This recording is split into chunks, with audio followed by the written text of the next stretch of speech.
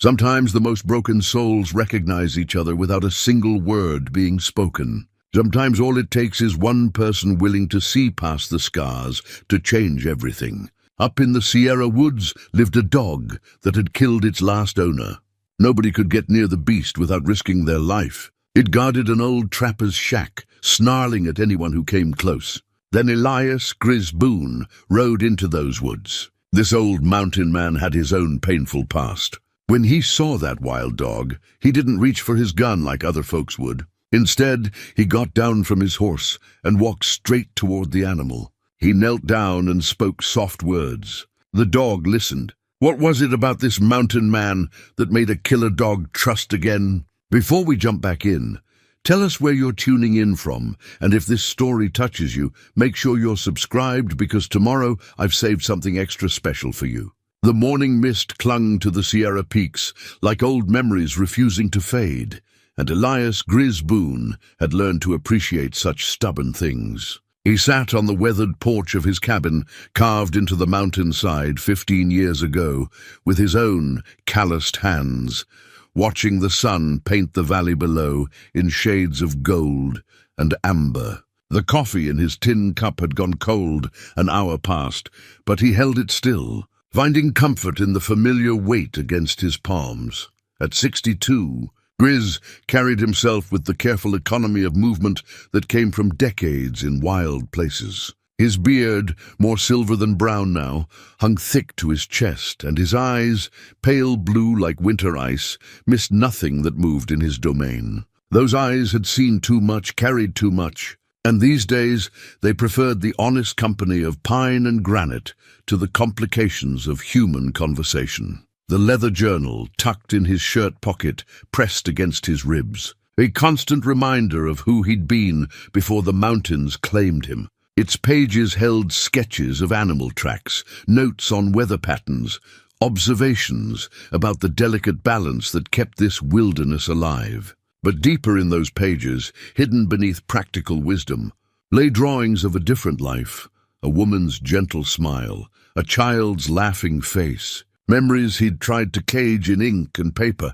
His fingers found the small wooden cross in his pants pocket, worn smooth by 15 years of nervous handling.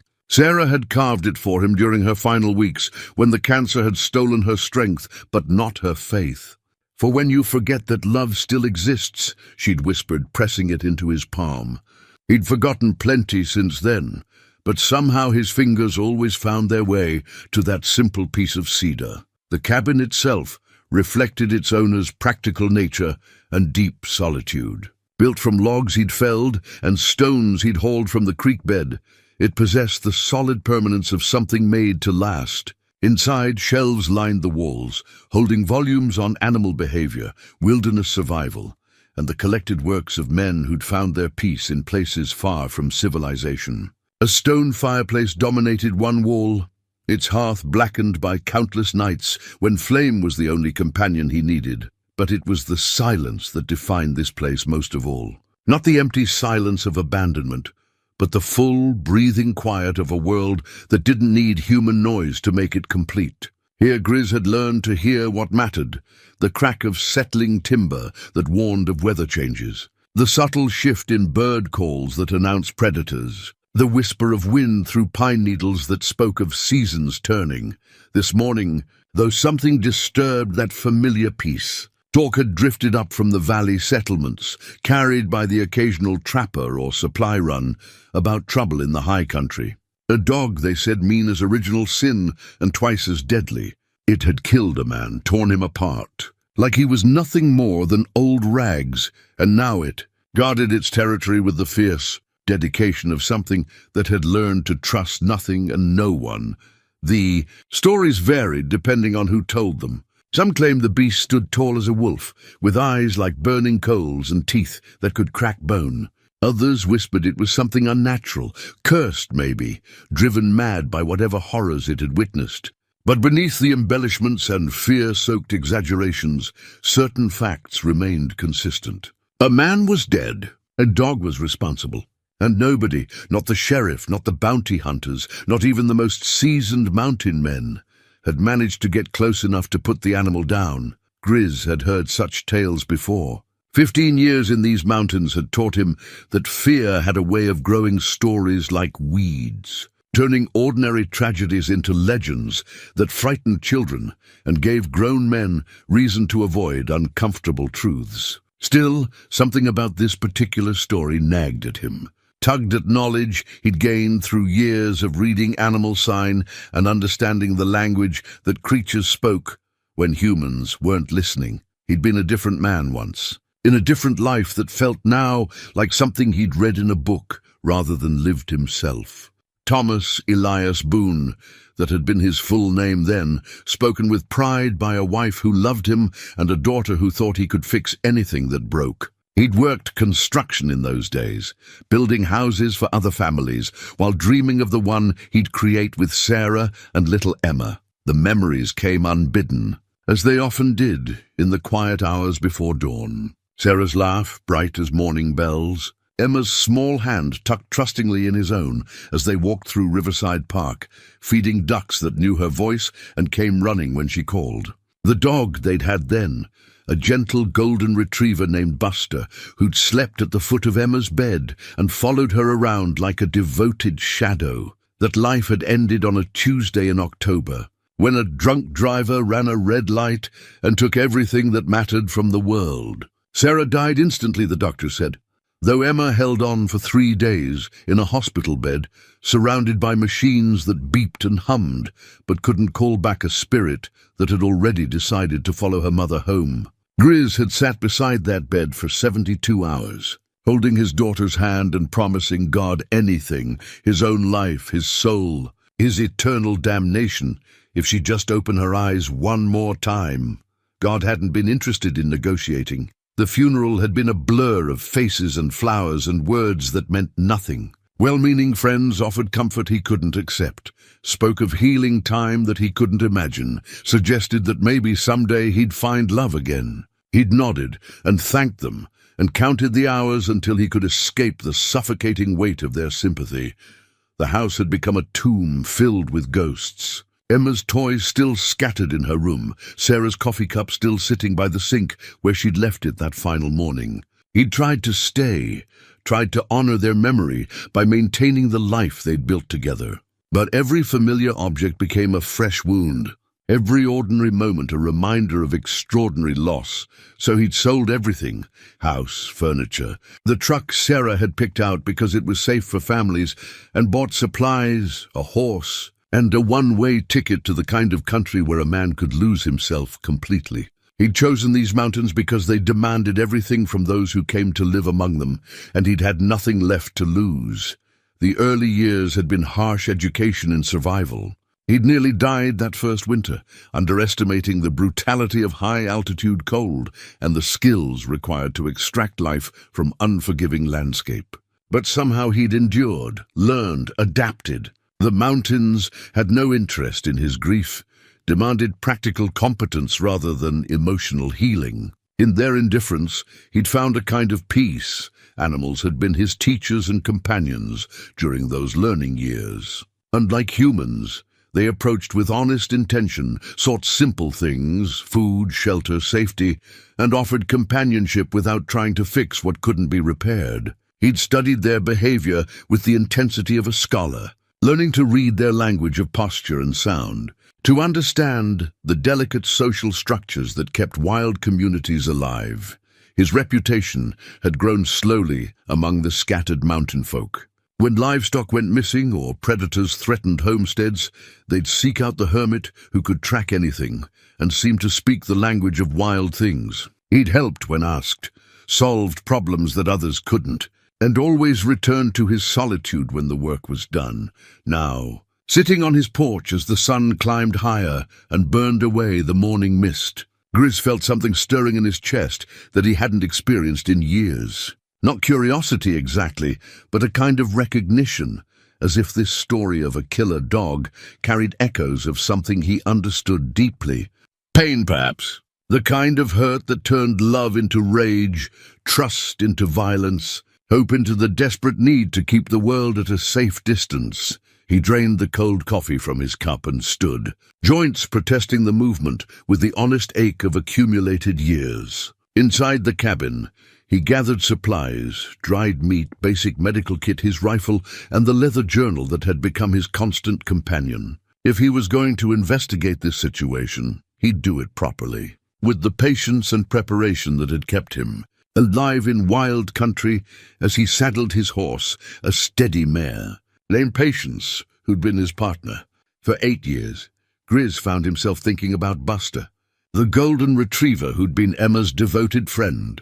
That dog had understood something profound about loyalty and love, had possessed an intuitive wisdom about human nature that seemed almost supernatural. When Emma died, Buster had stopped eating, had lain by her empty bed for days until grief finally stopped his gentle heart. Maybe that's what drew him toward this story of a killer dog. Maybe he recognized something of Buster's grief, twisted into rage by circumstances he couldn't yet understand. Or maybe he simply needed to know whether redemption was possible for creatures that had learned to trust only their own capacity for violence. The ride to the high country would take most of the day, through terrain that challenged both horse and rider.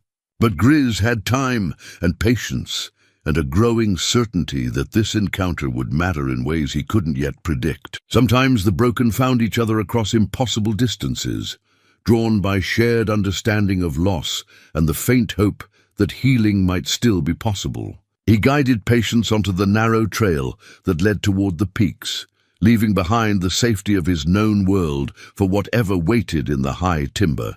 Behind him, smoke rose from his cabin's chimney, a thin grey line against the morning sky that would guide him home when this business was finished. Ahead lay uncertainty, danger, and perhaps the answer to questions he'd been carrying for 15 years.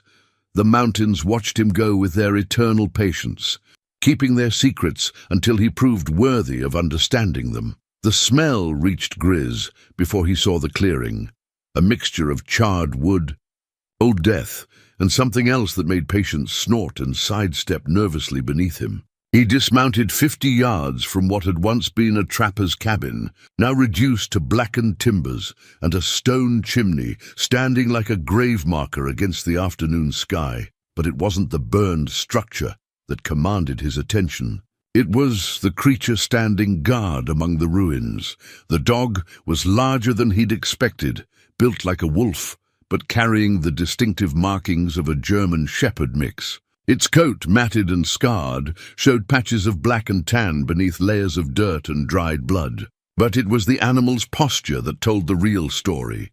Ears flat against its skull, lips pulled back to reveal yellowed fangs. Every muscle coiled with the tension of something that had learned to strike before being struck. The beast had noticed him immediately, as he'd known it would.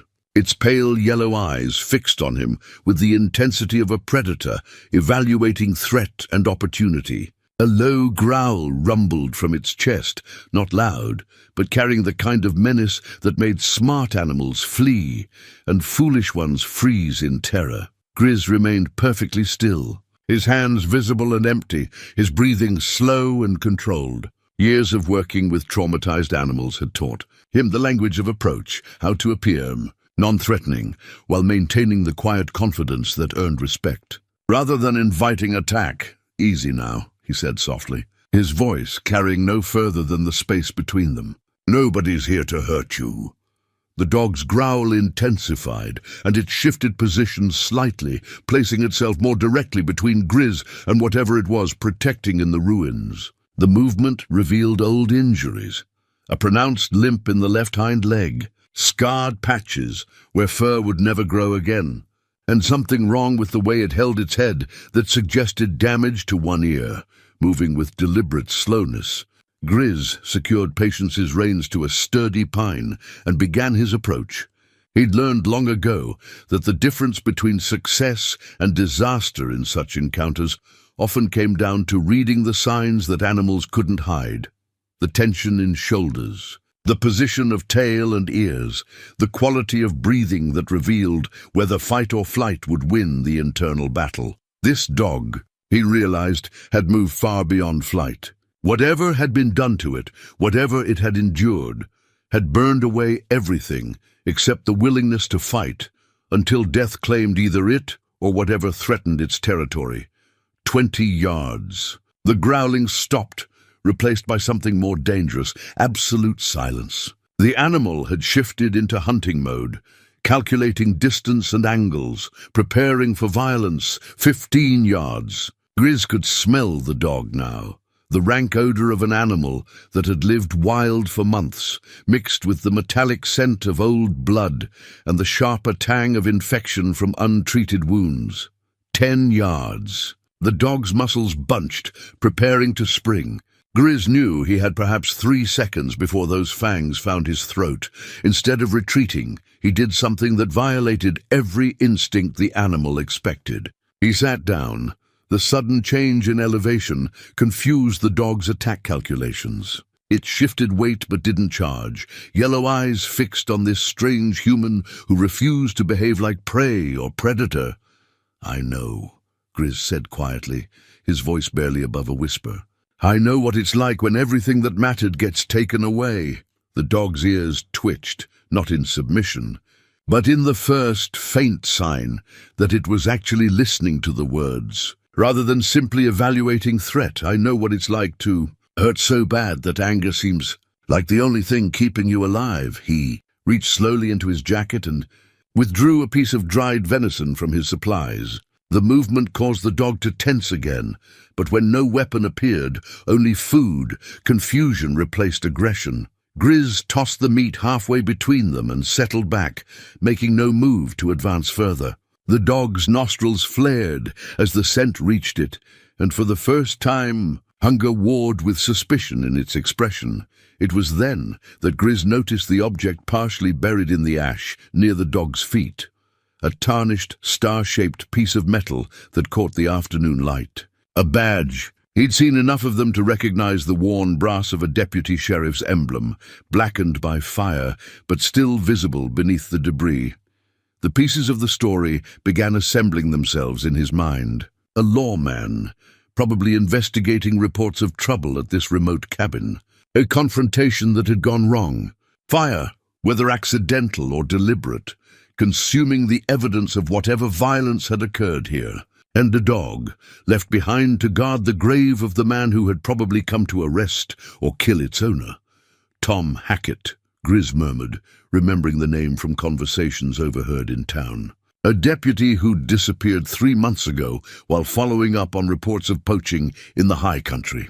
They'd found his horse wandering riderless, but never the man himself. The dog's reaction to the name was immediate and heartbreaking. Its aggressive posture crumpled into something resembling grief, and a sound emerged from its throat that was neither growl nor whine, but something deeper, the voice of loss that transcended species. Grizz felt recognition pierce his chest like a blade. This wasn't a killer protecting territory.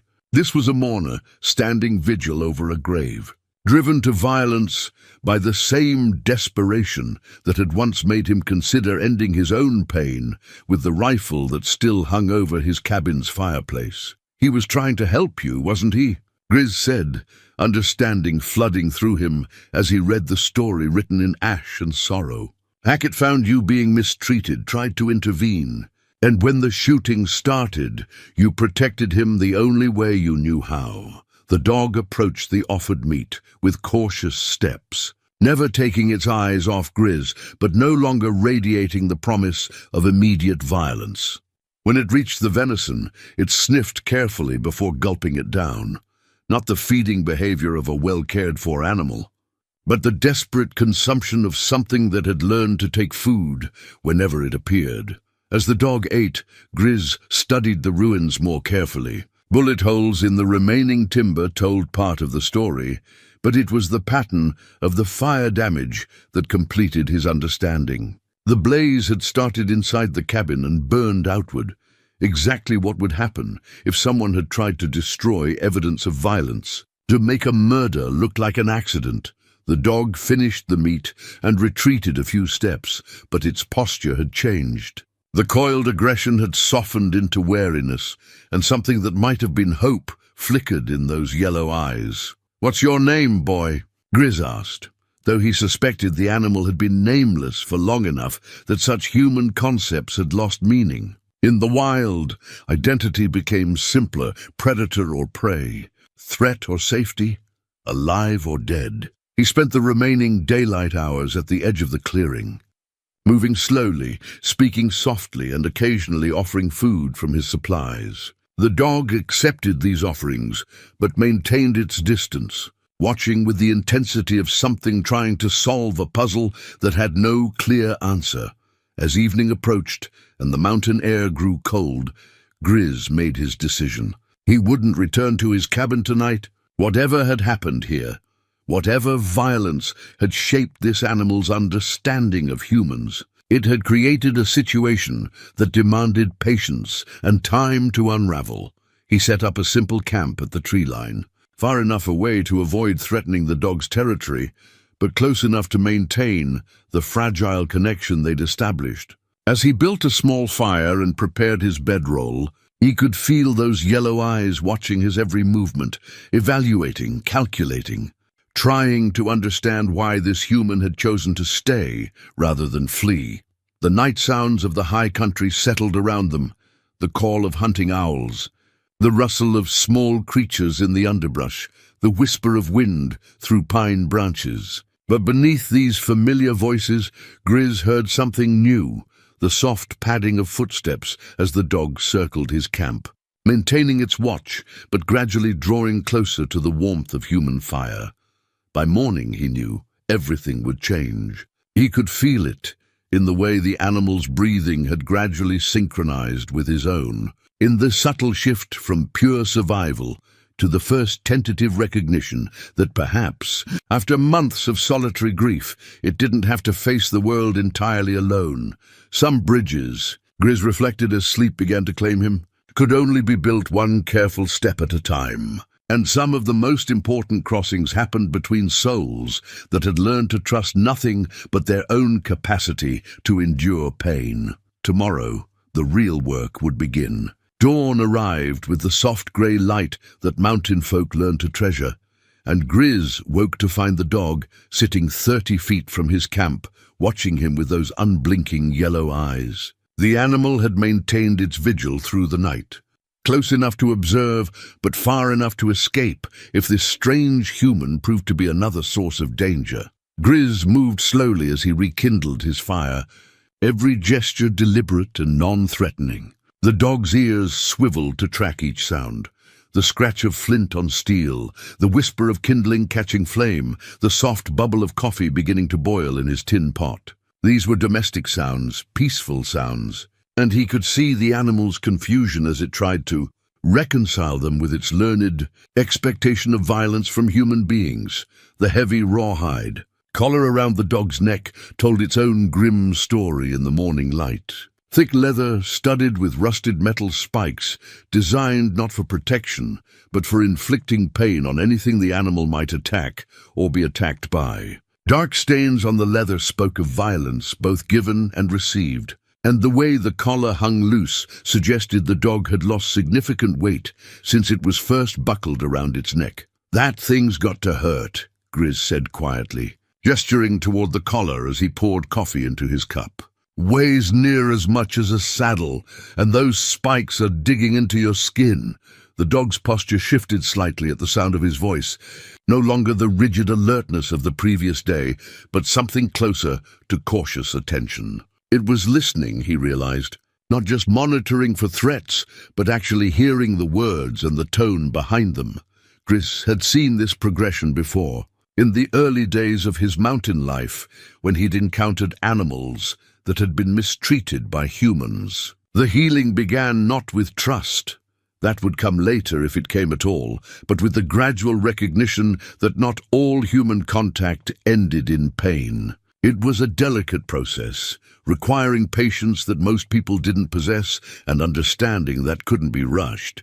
He settled into his morning routine, drinking coffee and eating dried biscuits while maintaining a steady stream of quiet conversation. He spoke about the weather, the country, the small observations that filled a solitary man's days. The dog listened with the intensity of something trying to decode a foreign language. Its head tilted slightly as if certain sounds carried meanings just beyond its comprehension. "Coffee's not much good without proper milk," Grizz commented, warming his hands on the tin cup. "Used to have a neighbor kept Jersey cows, sweetest cream you ever tasted. My Emma, she'd drink it warm from the bucket when Mary wasn't looking." The mention of his daughter brought the familiar ache, but softer now than it had been in years. Somehow, in the presence of this wounded animal, the memories felt less like torture and more like a gift he could finally bear to unwrap. After breakfast, he began the process he'd learned through years of working with traumatized creatures. Food would be the bridge between fear and acceptance, but it had to be offered without expectation, without any attempt to use hunger as leverage for compliance. He placed a portion of dried meat on a flat stone halfway between his camp and the dog's position, then retreated to tend his fire. The dog approached with extreme caution, circling the offering twice before snatching it up and retreating. But this time, instead of gulping the food desperately, it chewed with something approaching normal eating behavior. Progress. By midday, Grizz had established a pattern. Food offered at regular intervals, always placed in neutral territory, never used as bait to draw the animal closer than it was willing to come. Between feedings, he went about the practical business of making a more permanent camp, gathering firewood, setting up a lean-to for shelter, checking his supplies. The dog watched every movement with professional interest, and Grizz found himself remembering his father's old hound, Blue, who had possessed the same quality of intelligent observation.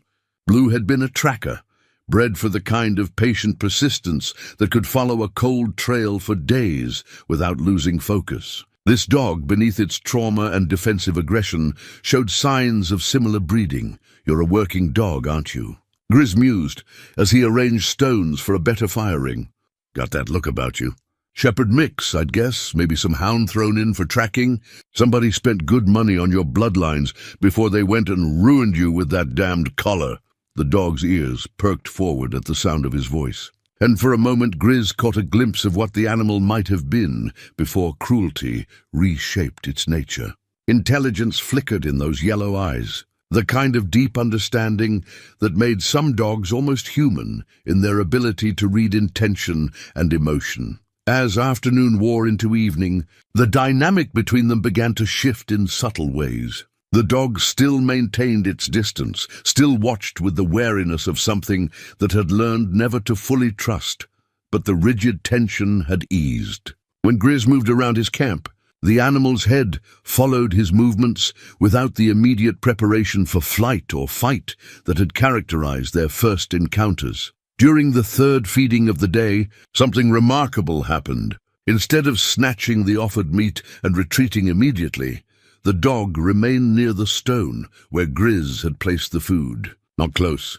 Still a good 15 feet separated them, but stationary, eating while keeping the human in sight rather than fleeing to consume its meal in private. "That's it," Grizz said softly. "Careful not to make any sudden movements that might shatter this fragile moment of progress. Nothing here to hurt you. Just a tired old man who knows what it's like to lose everything that matters." The dog finished eating and sat back on its haunches, and for the first time since their initial encounter, it wasn't poised to run or attack. It was simply present, sharing the same space without the constant calculation of threat and response that had defined every previous interaction. As darkness settled over the mountain clearing, Grizz prepared for his second night in this strange camp. He'd told himself he would stay only long enough to understand the situation, to determine whether the animal could be helped or would need to be put down for everyone's safety. But somewhere during this day of patient waiting and careful observation, the mission had changed. This wasn't just about a dangerous dog anymore. It was about recognition, the way broken things sometimes found each other across impossible distances, drawn by shared understanding of pain and the faint hope that healing might still be possible. He banked his fire for the night and settled into his bedroll, acutely aware of the dog's presence in the darkness beyond the circle of firelight. The animal had chosen a position closer than the previous night, close enough that he could hear its breathing. The occasional shift of position as it settled for sleep. Some bridges, Grizz thought as exhaustion began to claim him, were built one stone at a time. And sometimes the most important construction happened in silence, in the gradual accumulation of moments when violence didn't occur, when presence didn't automatically mean pain. Tomorrow would bring new challenges, new opportunities to earn the fragile trust of a creature that had forgotten how to hope. But tonight, for the first time in months, neither he nor the dog would sleep entirely alone. The third morning brought clouds that promised snow, and with them a new concern that changed everything. The dog was limping more severely than before, favoring its left hind leg to the point where each step seemed to cause visible pain. When it tried to lie down near the burned cabin ruins, Grizz caught sight of something that made his stomach tighten with worry. A dark stain spreading through the matted fur of the animal's flank. Blood. Fresh blood. The collar, he realized, wasn't the only source of the dog's suffering. Somewhere beneath that dirty coat lay wounds that were getting worse, not better. Infection, maybe, or injuries that had never been properly treated, and were now reopening under the stress of survival in harsh mountain conditions. Grizz reached for the leather pouch he always carried, worn smooth by years of use and containing the traditional remedies his grandfather had taught him during summers spent in the Colorado Rockies. Willow bark for pain, honey for infection, herbs that could clean wounds and promote healing. The pouch represented knowledge passed down through generations of mountain men who had learned to treat injuries far from any doctor's care. "You're hurt worse than you're letting on, aren't you, boy?" he said quietly, noting how the dog had positioned itself to hide the worst of its injuries from view. It was the behavior of a creature that had learned to conceal weakness, lest it invite attack from stronger predators. The dog's yellow eyes tracked his movement as he opened the medicine pouch.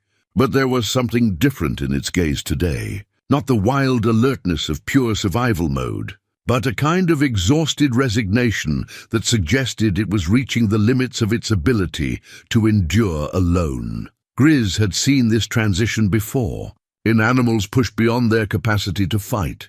It was the moment when the body's need for healing began to outweigh the mind's insistence on self-protection. Dangerous in some ways because it made creatures unpredictable, but also the only opening that allowed real help to be offered. "I'm going to need to get closer," he told the dog, his voice carrying the calm authority he'd learned to project when dealing with injured animals. "Can't help you from over here, and you're not going to last much longer without proper care." He began his approach with the patience of someone who understood that rushing would undo days of careful progress. 5 feet. The dog tensed but didn't retreat. 4 feet. Its breathing became shallow, rapid, the panting of an animal preparing for fight or flight. 3 feet. At 3 feet, the dog's nerve broke. It scrambled backwards, favoring the injured leg, and released a sound that was part growl, part whine, and entirely desperate. But it didn't run. Instead, it collapsed against the base of the cabin's stone chimney, sides heaving with exhaustion and pain. "Easy now," Grizz murmured, settling into a crouch that made him appear smaller, less threatening. "I know it hurts. I know you don't trust anybody to touch you, but you're dying by degrees out here, and we both know it." The dog's ears flattened against its skull, but it remained stationary, either too weak to flee or finally accepting that this human represented something other than immediate danger. Grizz could see the full extent of its injuries now, the infected puncture wounds beneath the spiked collar, the gash along its ribs that had reopened and was seeping steadily, the swollen paw that suggested broken bones that had healed badly. "Jesus," he breathed, recognizing the systematic nature of the damage. This wasn't the result of a single violent encounter. These were the accumulated wounds of prolonged abuse, layer upon layer of cruelty that had shaped the animal's entire understanding of human contact, moving with infinite care. Grizz extended his hand, palm up, stopping well short of actually touching the dog. The gesture was an offering, an invitation without demand, a way of saying that contact could happen on the animal's terms rather than being forced. The dog studied his outstretched hand with the intensity of something trying to solve an impossible puzzle. Every instinct screamed that human hands brought pain, that allowing touch meant accepting vulnerability that led inevitably to more suffering. But something else was working in its exhausted mind, the growing recognition that this particular human had fed it, spoken gently to it, made no aggressive moves despite having countless opportunities. For long minutes they remained frozen in that tableau. Man and dog separated by 3 feet of space that might as well have been an ocean. Then so slowly that Grizz almost missed the movement. The dog extended its muzzle toward his hand. The first touch was barely contact at all, the briefest brush of wet nose against weathered palm, gone almost before it registered. But it was enough to confirm what Grizz had suspected. Beneath the defensive aggression and learned mistrust lay an animal that remembered. However faintly, what gentle contact could feel like. "That's it," he whispered, maintaining the position without trying to turn the moment into something more. "Nothing to fear here. Just an old man who knows what it's like to hurt." The second touch lasted longer, the dog's nose exploring the scent and texture of his hand with tentative curiosity. When no pain followed, when the contact remained soft and non-threatening, something shifted in the animal's posture. Not relaxation exactly, but a fractional decrease in the rigid tension that had defined every interaction until now. Over the next hour, Grizz gradually expanded the boundary of acceptable contact. First his hand resting lightly on the dog's muzzle, then his fingers gently stroking the uninjured side of its neck. Finally, with movements so careful they barely qualified as touch, he began to examine the worst of the wounds. The infection was advanced, the smell of corruption rising from injuries that had been left to fester for weeks. But it wasn't beyond treatment, not yet. The herbs in his pouch, combined with the honey that had proven its worth in countless wilderness medical emergencies, could turn the tide if applied soon enough. "This is going to hurt," he warned, opening a small jar of honey that had crystallized in the mountain cold. "But it's going to help too. Sometimes healing and hurting happen at the same time." The dog whimpered as he began cleaning the infected wounds, but it didn't pull away. Whether from weakness, resignation, or the first tentative stirrings of trust, it remained still while he worked, applying the old remedies with the skill of someone who had treated injuries in places where help was measured in days rather than minutes. As he worked, Grizz found himself talking, not the purposeful conversation of the previous days, but the kind of stream of consciousness narrative that helped pass time during difficult tasks. He spoke of Emma, of how she'd insisted on helping him bandage every scraped knee and minor cut she encountered, of Sarah, who had possessed an almost supernatural ability to soothe pain with nothing more than gentle touch and whispered comfort, of the golden retriever Buster, who had submitted to Emma's enthusiastic attempts at veterinary care with the patience of a saint. "She would have loved you," he told the dog as he applied willow bark paste to the worst of the collar wounds.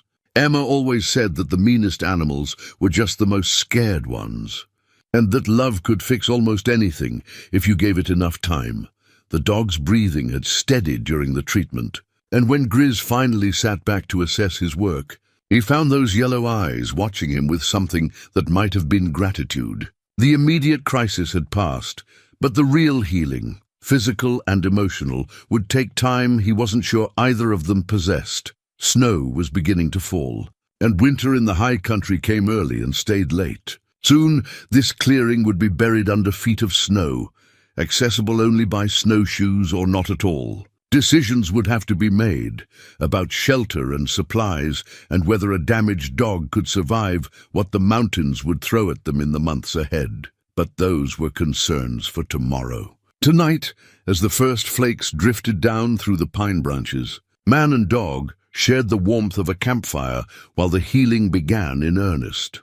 The blizzard arrived 3 days later with the sudden fury that characterized high country weather, transforming the world into a whirling vortex of white that erased landmarks and reduced visibility to mere feet. Grizz had seen the signs in the way the wind shifted and the particular quality of light that preceded serious storms. But even his experience hadn't prepared him for the violence of this particular tempest.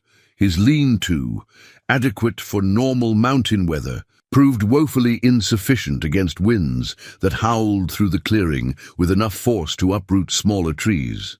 Snow drove horizontally through gaps in his shelter, and within hours the temperature had plummeted to levels that made survival a matter of constant vigilance rather than simple endurance.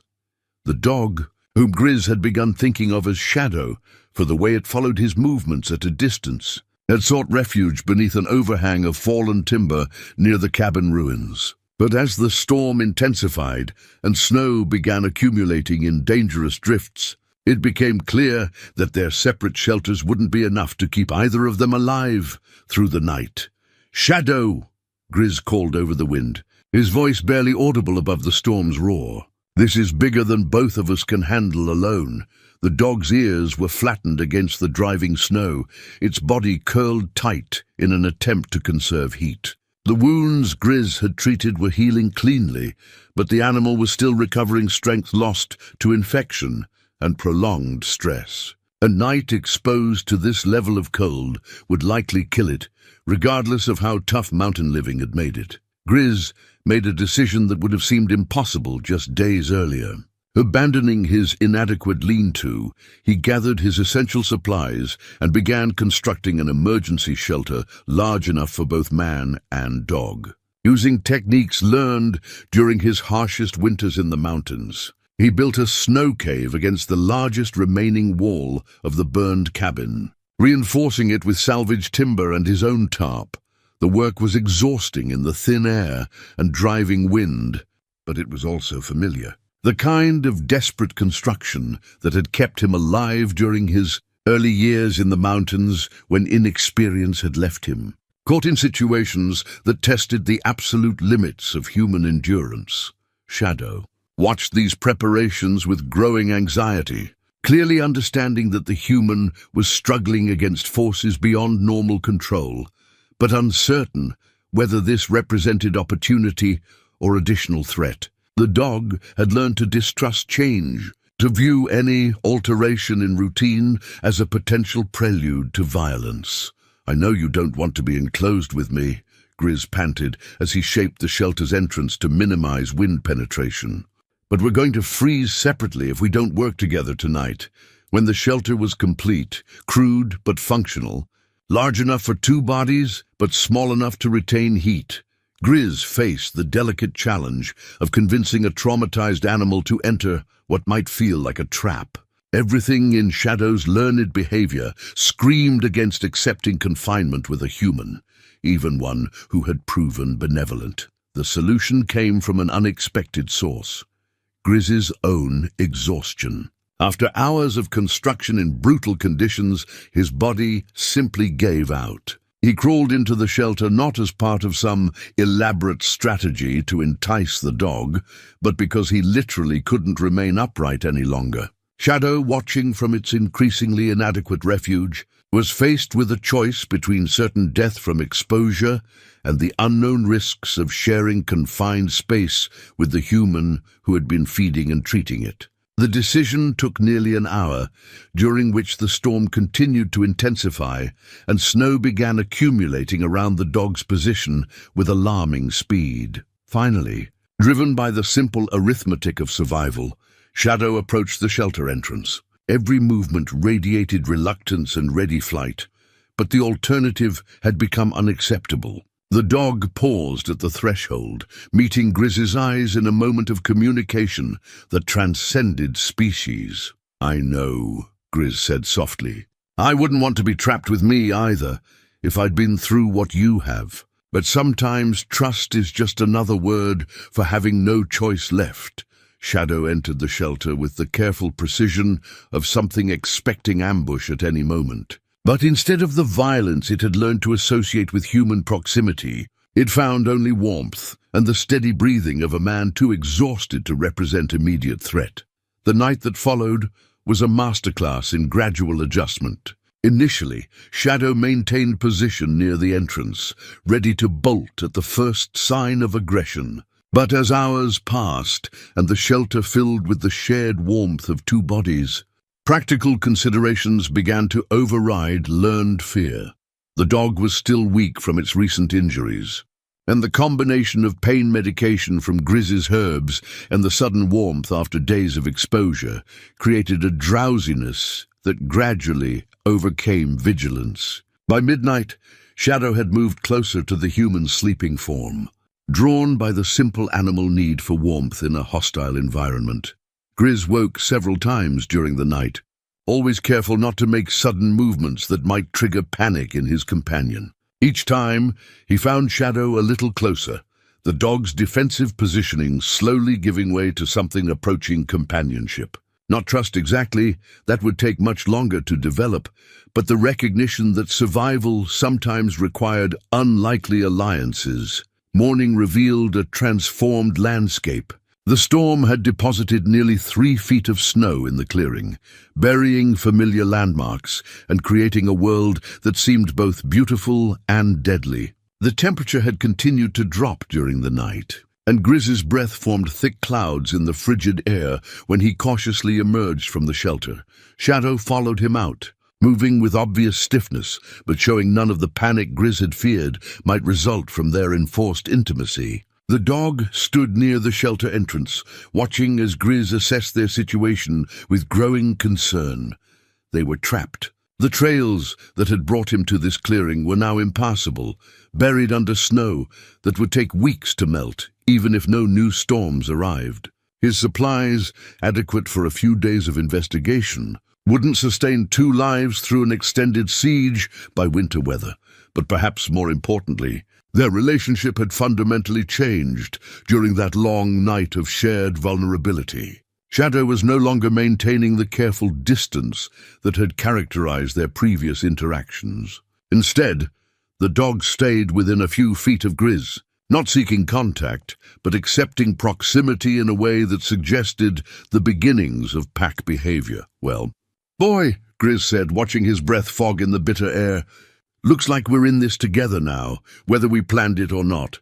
The dog's tail, which had remained rigidly tucked during all their previous encounters, twitched once in what might have been acknowledgement.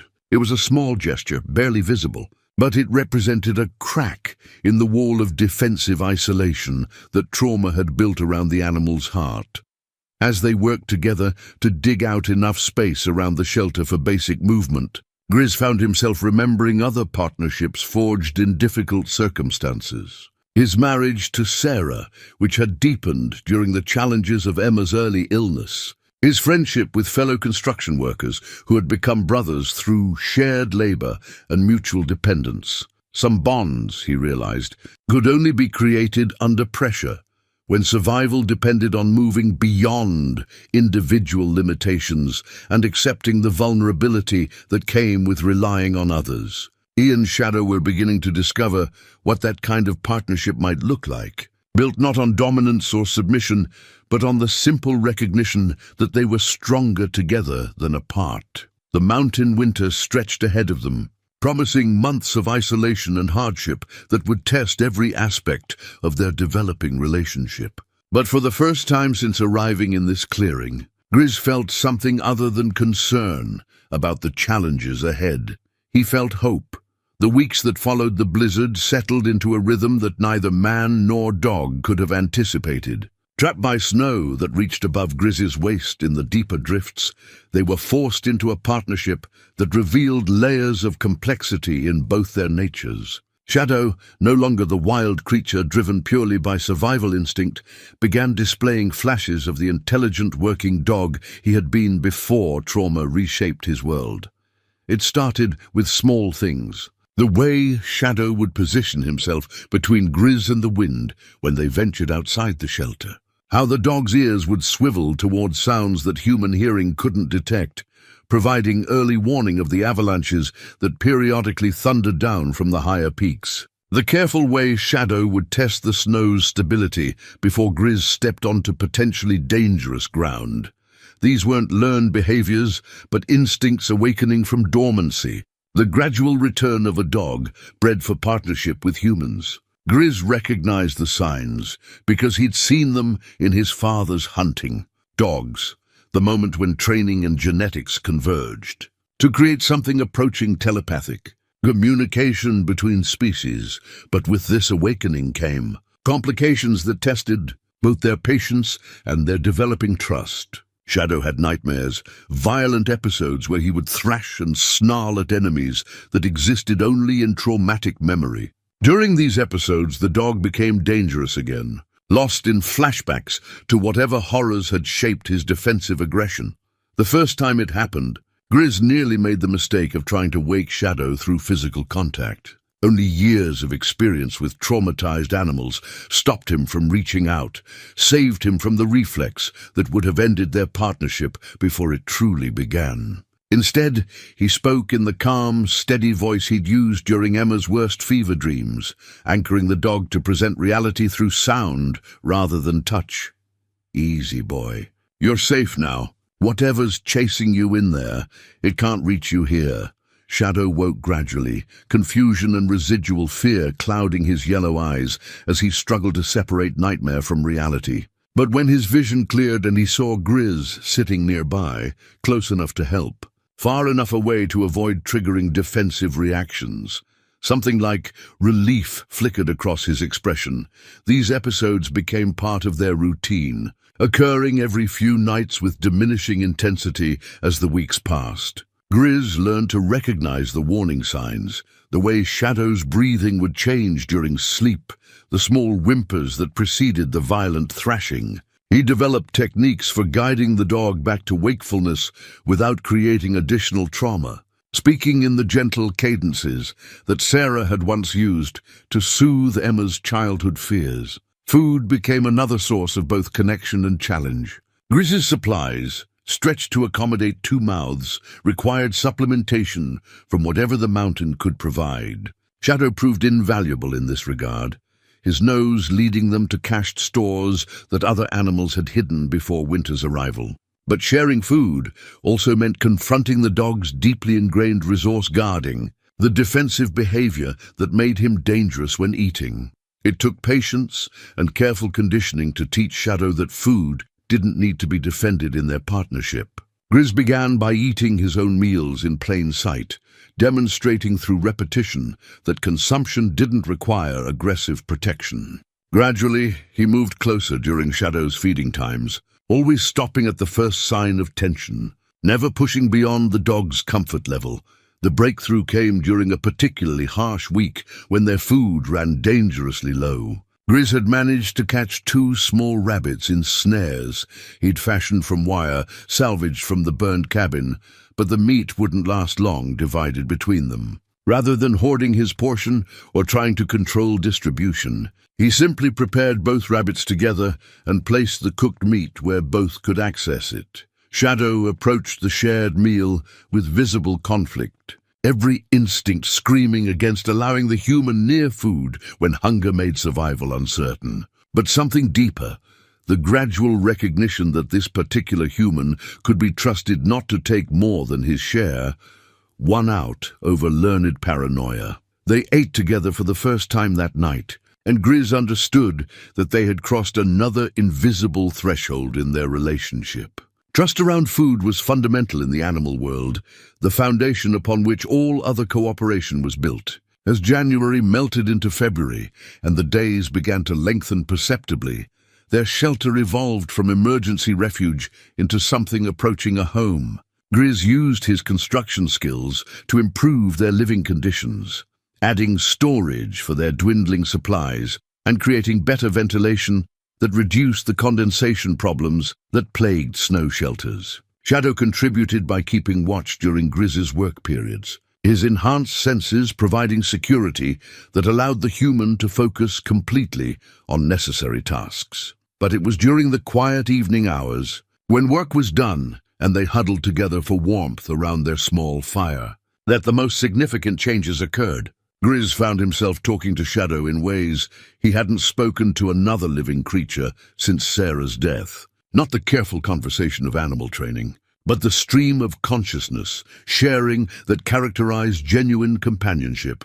He spoke about his life before the mountains, about the construction jobs that had built their savings, and the small house where they'd planned to raise Emma, about Sarah's garden, where she'd grown vegetables and flowers with equal enthusiasm, and about the dreams they'd shared for retirement years that would never come. Shadow listened with the focused attention that dogs brought to human speech, not understanding the words, but responding to the emotional content that lay beneath them. Sometimes the dog would move closer during these evening conversations, offering the warmth of physical presence without demanding anything in return. It was during one of these sessions that Grizz finally addressed the question that had haunted him since their first encounter. "I know you protected him," he said, watching snowflakes drift down through the smoke hole they'd cut in their shelter's roof. "Tom Hackett, whatever happened in that cabin, whatever brought him up here, you tried to save him. That's why you stayed, isn't it? You're not guarding territory. You're standing watch over someone who showed you kindness." Shadow's reaction was immediate and heartbreaking. The dog's entire body seemed to collapse inward, and a sound emerged from his throat that was pure grief, the voice of loss that transcended species boundaries and spoke directly to similar pain in Grizz's chest. "I understand," Grizz whispered, his own voice thick with emotion. He'd kept buried for 15 years. "I understand what it's like to lose the one person who made sense of everything else." That night, for the first time since their partnership began, Shadow chose to sleep pressed against Grizz's side. Not from cold or fear, but from the simple need for comfort that connected all creatures capable of love and loss. They were no longer man and dog sharing space for survival. They had become something rarer and more precious, two damaged souls helping each other remember what it felt like to trust, to hope, to believe that healing might still be possible even after the world had taken everything that mattered. Outside their shelter, the mountain winter continued its ancient rhythm of storm and calm, cold and wind. But inside, warmed by shared heat and growing affection, the real work of healing continued, one careful breath at a time. The thaw came earlier than expected, arriving with the kind of warm wind that could melt a winter's worth of snow in a matter of days. By mid-March, their clearing had transformed from a white wasteland into a muddy expanse, dotted with patches of emerging grass and the blackened remains of the trapper's cabin. For the first time in months, the outside world seemed accessible again. It was while exploring the newly revealed landscape that Grizz made the discovery that would change everything he thought he understood about Shadow's story. The metal object lay, partially buried beneath what had once been the cabin's front porch, revealed by melting snow and spring runoff. At first glance, it appeared to be nothing more than a piece of debris from the fire, a chunk of twisted metal blackened by flame and exposure. But something about its shape nagged at Grizz's attention, triggered recognition that made him dig it free from the mud and examine it more closely. It was a dog tag, not the military kind, but the civilian identification tags that responsible pet owners attached to their animals' collars. The metal was scorched and partially melted, but enough remained legible to read the engraved information that made Grizz's blood run cold.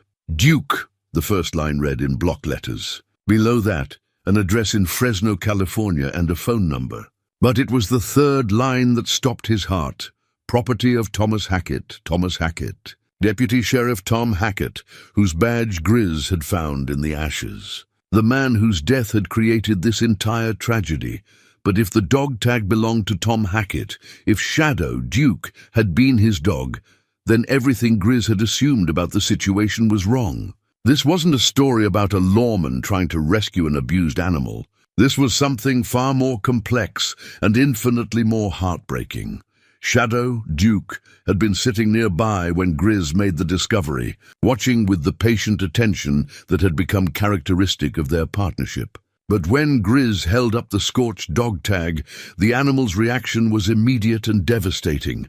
The dog began to shake, his entire body trembling with recognition and remembered trauma. A sound emerged from his throat that was part whine, part howl, and entirely grief-stricken. It was the voice of a creature confronting a loss so profound that it defied comprehension. "Oh boy," Grizz whispered, understanding flooding through him like ice water. "Oh, Duke, he wasn't trying to rescue you from someone else. He was your person, your family." The pieces of the puzzle began falling into place with horrible clarity. Tom Hackett hadn't come to this remote cabin to investigate reports of animal abuse. He'd come here with his dog, probably on a hunting trip or some kind of personal retreat. Something had gone wrong, terribly, violently wrong, and Duke had been left to guard his dead master's body while the cabin burned around them. But who had killed Tom Hackett? And why had Duke been left wearing that spiked collar, marked by wounds that spoke of systematic abuse? The answer came from an unexpected source. As Grizz knelt in the mud, trying to process this new understanding of Duke's tragedy, he heard the sound of an approaching vehicle, the first human contact they'd had since the winter snows had trapped them in the clearing. A pickup truck, modified with oversized tires for rough terrain, ground its way up the barely passable trail that led to the clearing. The engine noise sent Duke into immediate defensive mode, all the progress of the past months seeming to evaporate as the dog positioned himself between Grizz and this new threat. Lips pulled back to reveal fangs that hadn't been displayed in weeks. The truck stopped at the edge of the clearing, and two men climbed out. Even from a distance, Grizz could see they weren't law enforcement or legitimate officials. Everything about them, from their nervous body language to the way they scanned the area before moving, screamed criminal activity. The larger of the two men, a bearded giant with arms covered in tattoos, carried a high-powered rifle with the casual familiarity of someone who used weapons for more than hunting game. His companion was smaller, but moved with the quick, predatory alertness that Grizz recognized from his brief encounters with truly dangerous men. "Well, I'll be damned," the big man called out, his voice carrying easily across the clearing. "Looks like someone's been camping in our little hideaway." Duke's growl intensified at the sound of that voice, and Grizz saw recognition flicker in the dog's eyes. Not pleasant recognition, but the kind of memory that came with fear and pain. These men weren't strangers to Duke. They were the source of his trauma, the reason he'd learned to distrust human contact. "Easy, boy," Grizz murmured, his hand moving slowly toward the rifle he'd leaned against a nearby tree. "Let me handle this." But the smaller man had already spotted Duke, and his reaction confirmed Grizz's worst suspicions. "Jesus Christ, Rex," he said to his companion. "That's Hackett's dog." "The damn thing's still alive." "Impossible," Rex replied, but his voice carried uncertainty rather than conviction. "We left that animal chained in the cabin when we torched it. Should have burned with everything else." The conversation that followed painted a picture of casual evil that made Grizz's hands shake with suppressed rage. Tom Hackett had stumbled onto their operation, whatever illegal activity they'd been running from this remote location, and they'd killed him for it. They'd chained Duke inside the burning cabin, intending to eliminate the only witness to their crime, but Duke had somehow escaped, probably managing to break free as the fire spread and the chain weakened from heat. He'd stayed in the area not just from loyalty to his dead master, but because he literally had nowhere else to go. The spiked collar, the abuse wounds, those had been inflicted by these men before they'd tried to murder him along with Tom Hackett. "Well," Rex said, unshuddering his rifle, "looks like we get a chance to finish the job. Can't have that animal wandering around as evidence of what happened here." "And the old man?" the smaller one asked, gesturing toward Grizz. "Same treatment. Can't risk him talking to the wrong people about what he might have seen." The casual way they discussed murder told Grizz everything he needed to know about the kind of men he was facing. These weren't desperate criminals driven to violence by circumstances. They were predators who killed with the same emotional investment most people brought to swatting flies. Duke had moved closer to Grizz during this exchange, no longer displaying aggression toward his human companion, but rather positioning himself as a partner in whatever defense they might mount. The months of shared survival had created a bond that transcended the dog's traumatic memories of other humans. "You boys picked the wrong day to come back here," Grizz said, his voice carrying a quiet authority that made both men hesitate. "And you definitely picked the wrong animal to try killing twice." The big man laughed, but there was nervous energy beneath the bravado. "Old man, you got no idea what you're dealing with. We killed one lawman already. Adding you and that mutt to the count won't cost us any sleep." "That lawman was this dog's partner," Grizz replied, his hand now resting on his rifle's stock. "His family. And you tried to burn him alive for the crime of being loyal." Duke's posture had shifted during this confrontation, transforming from defensive wariness to something that looked remarkably like calculated aggression. The dog that had spent months learning to trust again was remembering why he'd stopped trusting in the first place. "What you're seeing now," Grizz continued, "is what happens when someone threatens the only family he has left." The smaller man raised his weapon, but Duke was already moving, launching himself across the clearing with the speed and precision of an animal bred for exactly this kind of work. The months of healing and proper nutrition had returned him to peak physical condition, and the loyalty that had made him guard Tom Hackett's grave now focused on protecting the human who had given him back his life. What followed was violent, brief, and decisive. But for the first time since Tom Hackett's murder, Duke wasn't fighting alone. He had a partner who understood the value of loyalty, who knew what it meant to lose everything and find the strength to fight for what remained.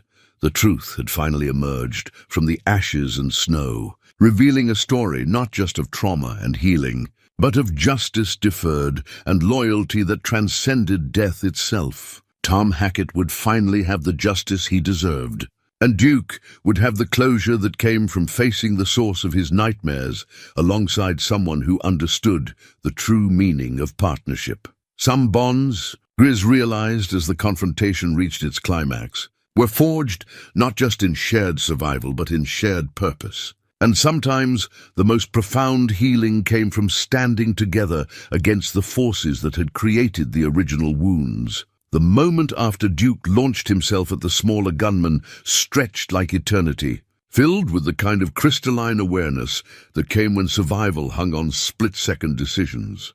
Grizz had witnessed enough violence in his younger years to recognize the signs, the way time seemed to slow, the way peripheral details became hyper-real, the way training and instinct took over from conscious thought.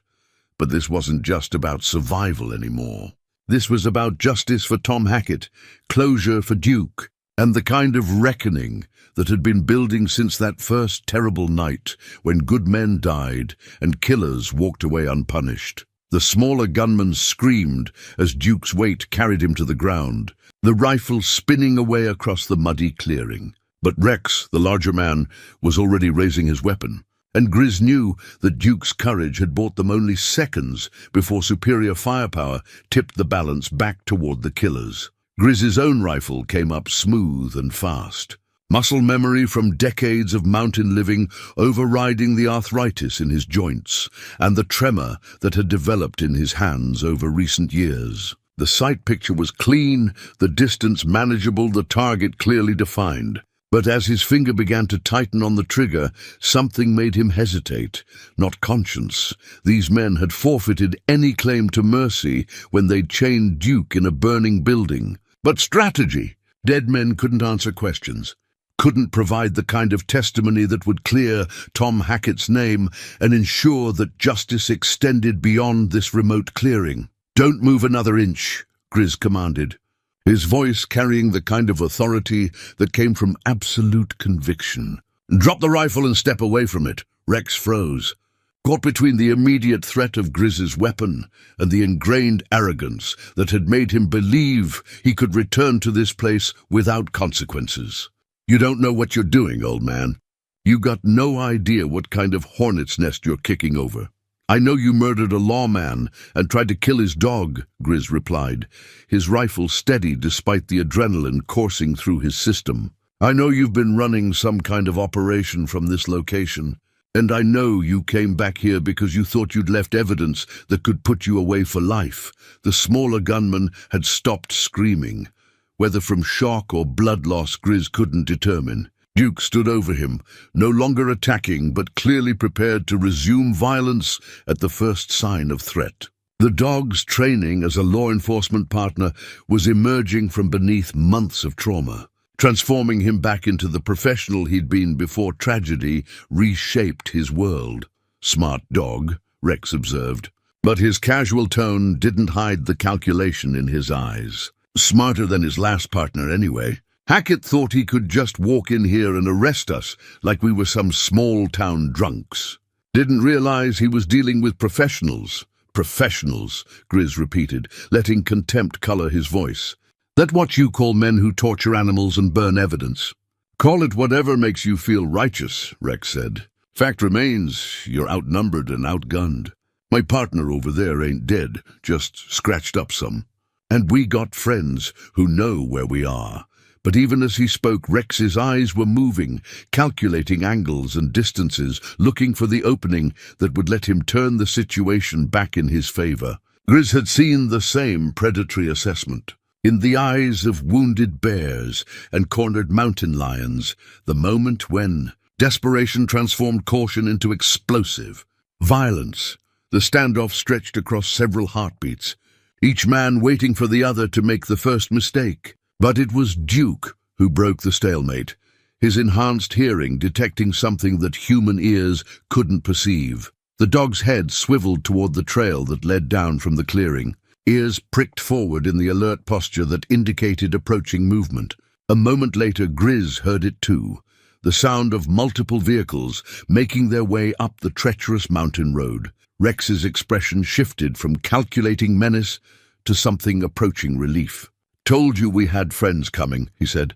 "Now you got a choice to make, old man. Surrender peaceable-like, and maybe we'll make this quick for you and the dog." But Grizz was listening to the approaching engines with the trained ear of someone who had spent years in remote country, learning to identify threats by sound alone. These weren't the modified pickup trucks or ATVs that criminals might use for backcountry operations. The steady rumble and coordinated movement suggested official vehicles, police cruisers or sheriff's department trucks equipped for mountain terrain. "I don't think those are your friends," Grizz said quietly. The first vehicle appeared at the clearing's edge just as Rex realized his mistake. A sheriff's department SUV, followed closely by two more official vehicles and what looked like a state police cruiser. Doors began opening before the engines shut off, and armed officers emerged with the coordinated precision of a planned operation. "This is Sheriff Martinez," a voice called across the clearing through a bullhorn. "Nobody move. We have the area surrounded." Rex's face went through a series of expressions: confusion, anger, and finally the desperate resignation of a man who understood that his options had just narrowed to surrender or suicide. His finger twitched toward his rifle's trigger, but Duke's warning growl reminded him that movement would bring immediate consequences. "How?" Rex demanded, his voice tight with frustrated rage. Grizz nodded toward the muddy ground, where the scorched dog tag still lay where he'd dropped it. "Sometimes evidence has a way of surviving, even when you try to burn it. And sometimes the law takes longer to arrive than you expect, but it arrives all the same." The truth was more complex than Grizz was willing to explain, while armed killers still posed a threat.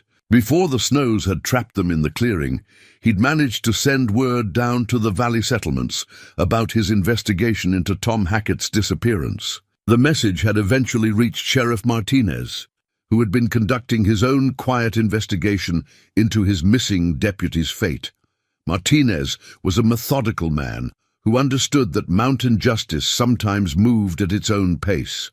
Rather than rushing into a situation he didn't fully understand, he'd waited for winter to break and gathered the resources necessary to do the job properly. Federal agents, state investigators, and enough manpower to ensure that whatever they found in this remote clearing would be handled with the thoroughness that Tom Hackett's murder deserved. Rex Bullard, Sheriff Martinez called as he approached with weapon drawn. "Marcus Teeter, you're both under arrest for the murder of Deputy Sheriff Thomas Hackett." The smaller man, Marcus, groaned from his position on the ground, finally showing signs of consciousness despite the blood that stained his jacket. Duke maintained his position over the wounded criminal, but his posture had relaxed slightly at the appearance of law enforcement officers. Something in the dog's genetic memory recognized these as the good guys, the ones who wore badges like his fallen partner. "Sheriff," Grizz called, careful to keep his own weapon visible, but pointed safely away from the approaching officers. "This is Tom's dog. His name is Duke. He's been guarding this place since the murder, waiting for someone to come looking for answers." Martinez paused in his approach, studying the dog with the assessment of someone who understood the bond between law enforcement officers and their K9 partners. "He's been up here all winter, with me," Grizz confirmed. "Took some time to earn his trust, but he's ready to go home to people who understand what kind of partner he was to Tom." The arrest process that followed was methodical and professional, but Grizz found himself watching Duke more than the criminals being processed. The dog seemed to understand that this moment represented closure, that the long vigil over his partner's grave was finally ending with the kind of justice that Tom Hackett would have wanted, as Rex and Marcus were. Loaded into the waiting vehicles, Marcus requiring medical attention for his injuries, Rex maintaining sullen silence about the criminal operation they'd been running from the remote cabin. Duke moved to stand beside Grizz, not seeking protection or comfort, but offering partnership in the face of official authority that might have been intimidating to a dog with less training. "He's been through hell," Sheriff Martinez observed, crouching down to let Duke sniff his extended hand. "But he looks like he's ready to come back to work, if that's what he wants." Duke's response was immediate and telling. Instead of the defensive wariness that had characterized his interactions with humans for months, he stepped forward and placed his nose against Martinez's palm. It was the greeting of a professional K9 officer acknowledging a fellow law enforcement professional, not submission, but recognition and respect. "What about you?" Martinez asked, looking up at Grizz. "We're going to need your testimony about what happened here, about what you witnessed during your time with Duke." Grizz nodded, understanding that his role in this story was far from over. There would be trials, depositions, and the long process of ensuring that Tom Hackett's killers faced the full consequences of their crimes. But more than that, there would be the question of what came next for Duke, and whether the healing they'd accomplished together was strong enough to survive the transition back to a world of human institutions and official procedures. "One thing at a time," Grizz said, his hand resting gently on Duke's head. "First, we make sure these men pay for what they did to Tom. Then we figure out what comes next." Duke leaned slightly into the contact, a gesture that spoke of trust earned through shared hardship and mutual loyalty. Whatever challenges lay ahead, they would face them as they had faced the mountain winter, together, with the kind of partnership that transcended species and circumstance. The long wait for justice was finally over, but the real test of their bond was just beginning. The federal courthouse in Fresno buzzed with the controlled energy that surrounded high-profile criminal trials, but Grizz felt the familiar weight of mountains calling to him as he sat in the witness waiting room. 6 months had passed since that confrontation in the clearing, 6 months of depositions and legal proceedings that had gradually revealed the full scope of the criminal operation that had cost Tom Hackett his life. Rex Bullard and Marcus Teeter had been running a sophisticated drug distribution network from the remote cabin, using the isolated location to process and package narcotics before shipping them to urban markets throughout California. Tom Hackett had stumbled onto their operation during a routine patrol, investigating reports of unusual activity in the high country. His death had been as calculated as it was brutal, not a moment of panic, but a deliberate decision to eliminate a threat to their profitable enterprise. Duke sat beside Grizz's chair, wearing a new collar that bore no resemblance to the spiked instrument of torture they'd found him in. The dog had filled out during their months together, his coat now thick and healthy, his bearing confident in the way that came from proper nutrition and the security of belonging somewhere. But it was the subtle changes in his behavior that spoke most clearly of the healing they'd accomplished together. The nightmares had stopped 3 months ago. The resource guarding around food had disappeared even sooner. Duke now approached strangers with the cautious professionalism of a working dog, rather than the defensive aggression of a traumatized animal. He was ready to rejoin the world, but the question of where he belonged in that world remained unresolved. Mr. Boone, a young prosecutor, appeared in the doorway, her expression carrying the focused intensity that characterized lawyers preparing for trial. "We're ready for your testimony." Grizz nodded and stood, Duke rising smoothly beside him. Their partnership had evolved over the months since leaving the mountain clearing, but the fundamental bond remained unchanged. They moved together with the unconscious coordination of creatures who had learned to read each other's intentions and moods. The courtroom was packed with law enforcement officers, media representatives, and family members of other victims whose cases had been connected to Bullard and Tita's network. But Grizz's attention focused immediately on the defendant's table, where Rex Bullard sat, with the stone-faced expression of a man who had accepted his fate but refused to show remorse. Marcus Tita was absent, having accepted a plea bargain in exchange for testimony against his partner. The smaller man's cooperation had provided prosecutors with the detailed information they needed to build an airtight case. But it had also revealed the casual cruelty with which they had planned Tom Hackett's murder. Duke's reaction to seeing Rex again was subtle but unmistakable. The dog's posture shifted into alert attention, not the aggressive stance of their first encounter, but the focused awareness of a professional preparing for action. The months of healing hadn't erased Duke's memories of trauma, but they had given him the emotional stability to face those memories without being overwhelmed by them. "Please state your name for the record," the prosecutor began once Grizz had been sworn in.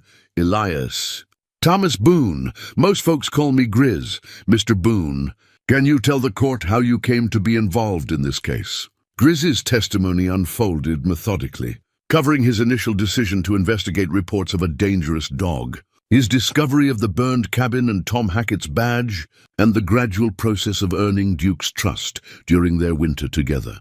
He spoke with the careful precision of someone who understood that justice depended on accuracy, but also with the emotional honesty that came from having lived through extraordinary circumstances. "When you first encountered the defendant's dog, the animal now known as Duke, what was his condition?" the prosecutor asked. "Physically, he was in bad shape," Grizz replied, his voice steady despite the anger that still rose when he remembered those early days. Infected wounds, malnutrition, injuries that had been left untreated for months. But the worst damage wasn't physical.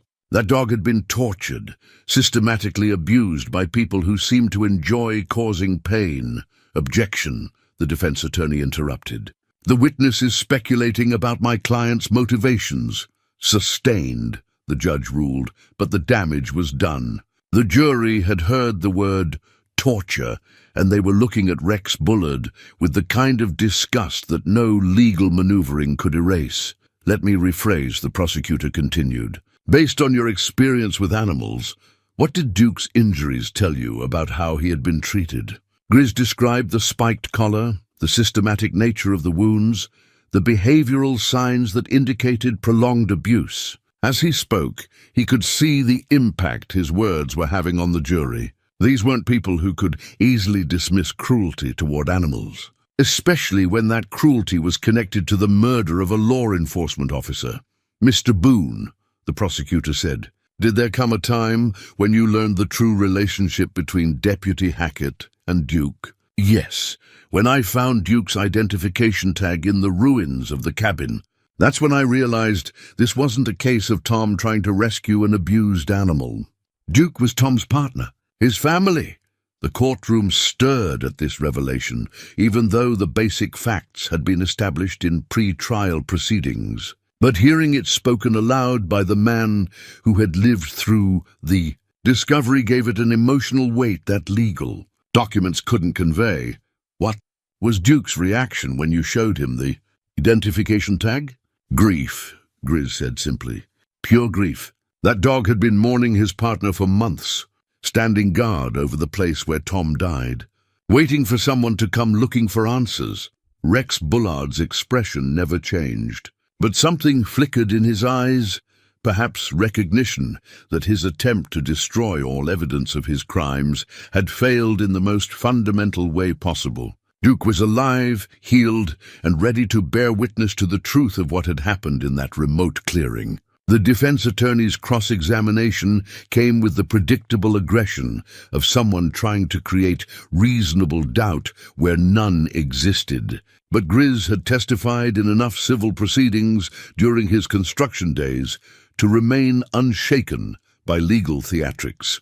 Mr. Boone, the defense attorney began, isn't it true that you have no formal training in animal behavior or veterinary medicine? That's correct, Grizz replied calmly. But I've been working with animals in the wild for 15 years. Sometimes experience teaches what books can't, and during this supposed bonding period with my client's alleged victim, did you ever consider that the animal might have been aggressive due to rabies or other diseases rather than abuse? Grizz's jaw tightened slightly, but his voice remained steady. A rabid animal doesn't show the kind of selective aggression Duke displayed. He was protective of specific territory and hostile to specific humans. That's trauma response, not disease.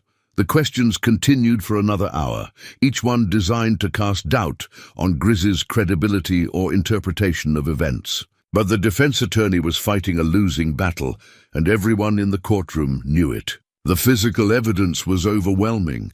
Marcus Tita's testimony had provided devastating details about the murder, and Duke's very presence served as a living reminder of the crimes committed.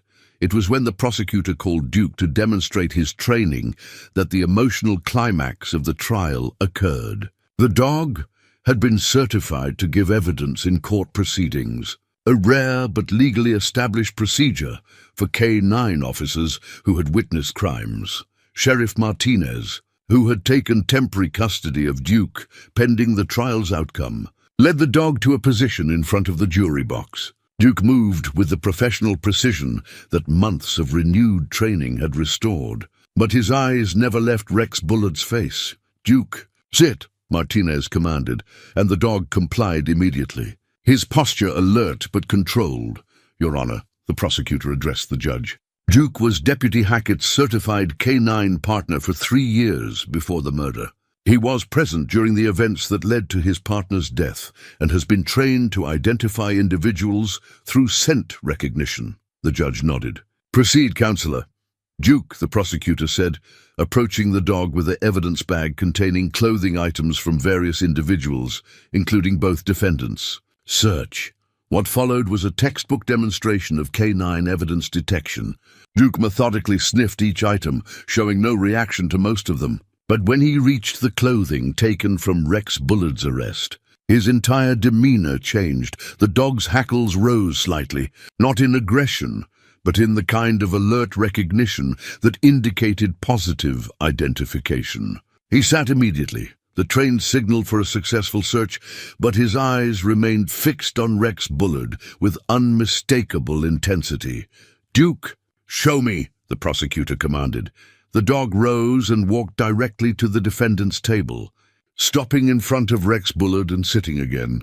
The identification was clear, professional, and devastating in its implications. Rex Bullard, who had maintained stoic silence throughout the proceedings, finally spoke. "That proves nothing," he said, his voice carrying the desperate edge of a man watching his last hope disappear.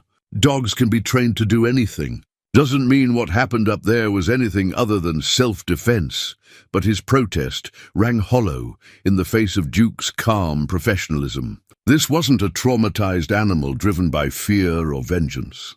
This was a trained law enforcement officer doing his job, identifying the man who had murdered his partner and tried to kill him. The prosecutor's closing argument was masterful in its simplicity. She recounted the evidence methodically: the drug operation, the premeditated murder, the attempted destruction of evidence, and the systematic abuse of a law enforcement animal. But it was her final words that resonated most powerfully with the jury. Tom Hackett died doing his job, protecting his community from criminals who thought they could operate with impunity in remote areas where the law couldn't reach them. His partner, Duke, survived not just to tell his story, but to remind us that justice doesn't have a statute of limitations.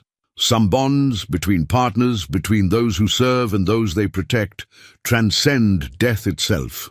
She gestured toward Duke, who sat beside Sheriff Martinez with the quiet dignity of a professional who had completed his mission. That dog spent months guarding the scene of his partner's murder, waiting for someone to come looking for the truth. He found that someone in Elias Boone, a man who understood that healing and justice could happen simultaneously. Together, they brought Tom Hackett's killers to face the consequences of their crimes. The jury deliberated for less than 2 hours. When they returned, their faces carried the grim satisfaction of people who had reached a decision they could live with. "We find the defendant, Rex Bullard, guilty on all counts," the foreman announced. Rex Bullard's shoulders sagged as the verdict was read, but he showed no other emotion. Marcus Tita, watching from the gallery where he waited for his own sentencing hearing, closed his eyes and seemed to age 10 years in an instant. But for Grizz, sitting in the back of the courtroom with his hand resting on Duke's head, the moment brought not triumph, but a quiet sense of completion. Tom Hackett finally had his justice. Duke had fulfilled his duty as a law enforcement officer. And somehow, in the process of healing a traumatized animal, Grizz had found a piece of his own soul that he'd thought was lost forever. The long wait was over. Justice had been served, and now they could all begin the process of deciding what came. Next in lives that had been forever changed by tragedy and transformed by the power of loyalty that transcended species and circumstance. 1 year later, the morning mist clung to the Sierra Peaks with the same stubborn persistence that had greeted Grizz on countless other dawns. But everything else had changed in ways both subtle and profound. He sat on his cabin porch, watching Duke patrol the perimeter of their property with the careful attention of a professional who took security seriously, but no longer expected every shadow to hide a threat. The dog had grown into his new life with the adaptability that characterized working animals who understood their purpose. Sheriff Martinez had offered him a position with the K9 unit, recognizing that Duke's skills and experience made him valuable despite the trauma he'd endured. But when the time came to make that decision, Duke had chosen differently. He'd chosen to stay with Grizz. It hadn't been a dramatic moment or an emotional scene from a movie. Duke had simply walked to Grizz's side during the conversation with Sheriff Martinez and sat down, making his preference clear in the direct way that dogs communicated important decisions. Some partnerships, they'd all realized, transcended professional obligations and moved into territory that was harder to define but impossible to ignore.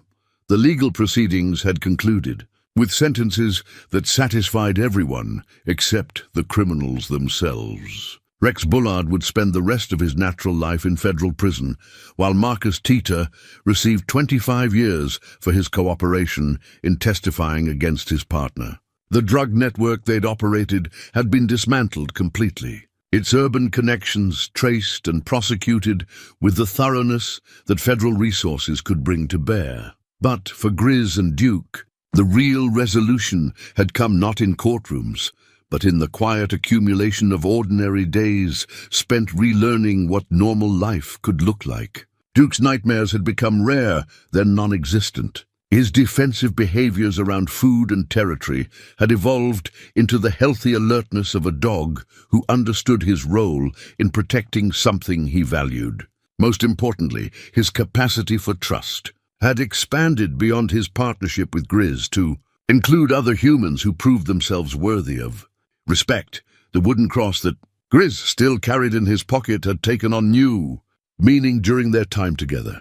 Where once it had represented lost faith and unanswered prayers, it now symbolized the possibility of redemption that came through unexpected channels. Sarah's words, "For when you forget that love still exists," had proven prophetic in ways she couldn't have imagined. "You ready for visitors, boy?" Grizz asked as the sound of an approaching vehicle drifted up from the valley trail. Duke's ears swiveled toward the sound, but his posture remained relaxed. Experience had taught him to distinguish between threatening and benign arrivals, and this vehicle carried familiar sounds and scents that identified it as belonging to friends rather than foes. Sheriff Martinez's truck appeared at the clearing's edge, followed by a second vehicle that Grizz didn't recognize. The sheriff climbed out with the easy movements of someone who had visited this remote cabin often enough to feel comfortable in its isolated setting. But it was the passenger in the second vehicle who commanded attention, a woman in her 30s with the kind of bearing that suggested law enforcement background. "Grizz," Sheriff Martinez called, approaching the cabin with his usual straightforward manner. "Want you to meet someone special. This is Detective Sarah Chen from Sacramento. She's been following the Bullard case." Detective Chen extended her hand with the firm grip of someone accustomed to establishing credibility quickly. "Mr. Boone, I've read your testimony multiple times. What you accomplished with Duke is remarkable." Duke approached the newcomers with professional courtesy, allowing them to pet him while maintaining the slight reserve that characterized his interactions with strangers. He was friendly but not effusive, social but still clearly bonded to Grizz in ways that went beyond normal human-dog relationships. "Actually," Detective Chen continued, "I'm here because we have a proposition for both of you. Over coffee that steamed in the morning air." She outlined an opportunity that neither Grizz nor Duke could have anticipated. A program was being developed to train teams specifically for cold case investigations, experienced handlers paired with dogs who had demonstrated exceptional abilities in evidence detection and tracking. The work would involve traveling to remote locations, investigating cases that conventional law enforcement had been unable to solve, and providing closure for families who had waited years for answers. "It's not traditional police work," Detective Chen explained. "More like consulting, with the freedom to work cases that interest you and the resources to do the job properly. The program needs people who understand that some investigations require patience and unconventional approaches." Grizz found himself thinking about Tom Hackett, about the months that Duke had spent guarding his partner's grave while waiting for someone to come looking for the truth. How many other unsolved cases involved similar stories of loyalty and loss, of evidence waiting to be discovered by people willing to look beyond conventional investigative techniques? "What do you think, Duke?" Grizz asked, looking down at the dog who had become not just his companion, but his partner in the truest sense of the word. Duke's response was immediate and unambiguous. He rose and walked to Detective Chen, then returned to Grizz's side, sitting in the alert posture that indicated readiness for work. It was the behavior of a dog who understood that he had skills that could serve a larger purpose, and who was eager to use those skills alongside the human who had helped him remember what partnership could accomplish. 6 months later, their first case took them to the mountains of Northern California, where a missing hiker had vanished without a trace 3 years earlier. It was the kind of investigation that required patience, wilderness skills, and the ability to read sign that others had missed. Working together, following leads that seemed impossibly cold, they found evidence that led to the recovery of remains and the arrest of a killer who had thought himself safely beyond the reach of justice. The success brought other cases, other opportunities to provide closure for families who had waited too long for answers. Each investigation reinforced the bond between man and dog while serving a purpose that honored the memory of Tom Hackett and the partnership he had shared with Duke. Sometimes Grizz reflected as he watched Duke work a scent trail through dense timber. Healing happened not through forgetting the past, but through transforming pain into purpose. The dog, who had once been too traumatized to trust any human, had become an instrument of justice, helping to solve cases that seemed hopeless to others. And the man who had retreated to the mountains to escape the weight of his losses had found a way to honor his daughter's memory through work that brought hope to other parents facing unthinkable circumstances. They were no longer running from their past. They were building a future that gave meaning to everything they had endured together.